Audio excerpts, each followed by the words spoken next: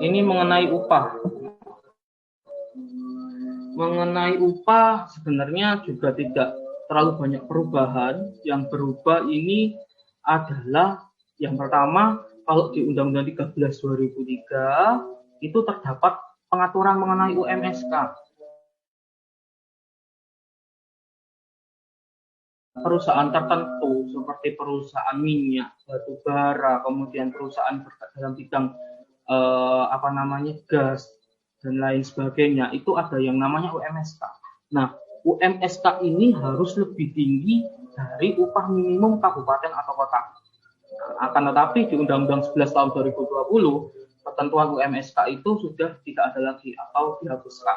Nah, itu yang menjadi kemarin salah satu hal yang menyebabkan pekerja atau menyebabkan buruh untuk melakukan demo karena banyak hak-hak upah yang mungkin terkait UMSK ini dihapuskan. Kemudian ada pengaturan kalau di Undang-Undang 13 2003 itu upah minimum berlaku untuk semua pengusaha. Tapi kalau Undang-Undang 11 2020 ada pengaturan untuk usaha mikro dan kecil, berlaku upah berdasarkan kesepakatan.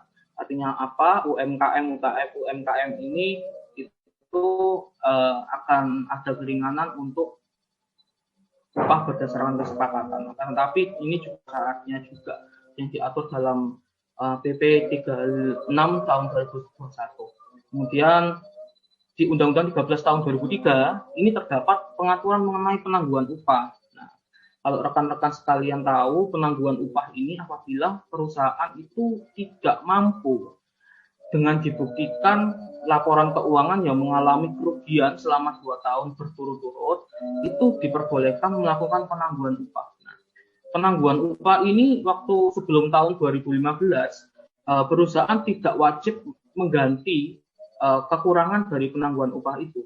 Akan tetapi setelah ada putusan MK kalau tidak salah 2015 atau 2016, penangguhan upah itu upah yang ditangguhkan yang tidak sesuai UMK itu menjadi hutang. Artinya apa? Harus tetap dibayarkan pada saat proses penangguhan upah itu berakhir. Nah, kalau di Undang-Undang Nomor 11 Tahun 2020 pengaturan penangguhan upah itu dihapuskan. Artinya apa?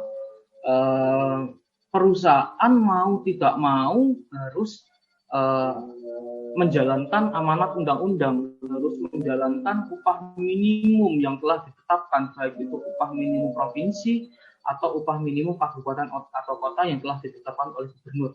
Kalau misalkan